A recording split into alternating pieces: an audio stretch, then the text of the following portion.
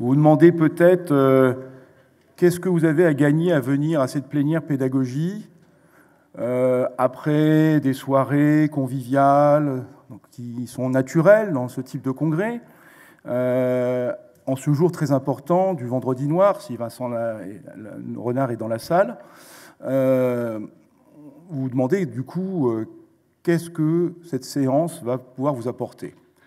Eh bien, on a décidé, le secteur pédagogie du bureau du CNGE, Laurence Compagnon et moi, de thématiser la séance de la plénière pédagogie du Congrès national du CNGE sur l'écriture clinique. Donc, elle s'intitule « L'écriture clinique, médecine narrative, RSCA ». Ce qu'on a vu hier même dans la grande plénière, où des gens très importants qui se revendiquent du ministère de la Santé remettent encore en question l'intérêt pédagogique des travaux d'écriture clinique.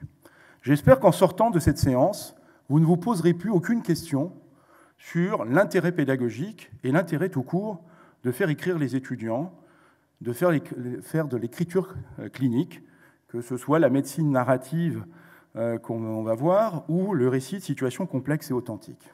Arrivé à vous démontrer l'intérêt de l'écriture clinique, je reprendrai un petit peu, j'introduirai la problématique à la fois sur le plan pédagogique, mais on m'a demandé de sortir de mon champ habituel de la pédagogie et d'essayer d'aborder à la fois des champs philosophiques, des champs psychanalytiques, ne partez pas tout de suite, pour essayer de montrer l'intérêt d'avoir un regard plus global sur l'intérêt de l'écriture clinique. Très vite, on reviendra sur des choses très pratiques. J'ai la grande joie de vous présenter le professeur Claire Lejeune, qui est professeur de thérapeutique à l'université Paris-Descartes, qui est chef de service de médecine interne à l'hôpital Cochin à Paris, et qui, dans ma faculté, a introduit un certain nombre d'années ce qu'on appelle la médecine narrative pour les étudiants du second cycle. Et donc, elle va nous expliciter un peu qu'est-ce que ça représente, cette médecine narrative, pourquoi, dans une époque en plus où on revendiquait que l'enseignement par connaissance, comment on a introduit dans notre faculté quand même un petit peu rigoureuse sur le champ scientifique, comment on a introduit la médecine narrative à Paris-Descartes.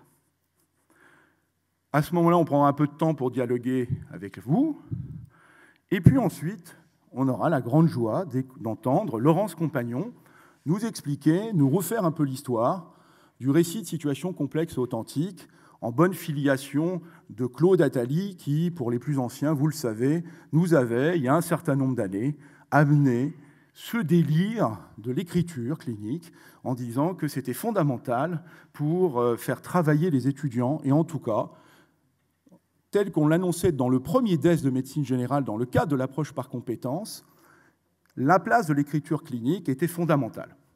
Et donc, on va revenir un peu sur l'historique.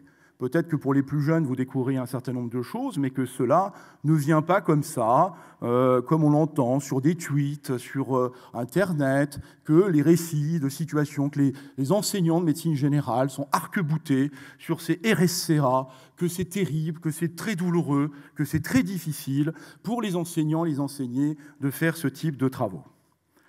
Et puis, on a eu la chance d'avoir une équipe qui a réalisé un film de 20 minutes, donc un court-métrage. Ah, bon, on voit la précision, hein. On est tous les deux au secteur pédagogie, mais on voit qu'une est plus précise que celui qui coordonne le groupe. Merci, Laurence, de cette précision. Donc, un film qui va nous expliciter tout l'intérêt des échanges entre enseignants et enseignés autour de l'écriture clinique et du RSC en particulier.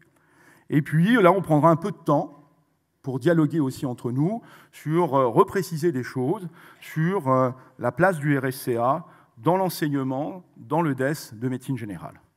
Et puis on conclura avec Anas Taha, qui, en dehors du fait d'être le président du syndicat national des généralistes enseignants, lui-même passe du temps à faire quelques travaux d'écriture.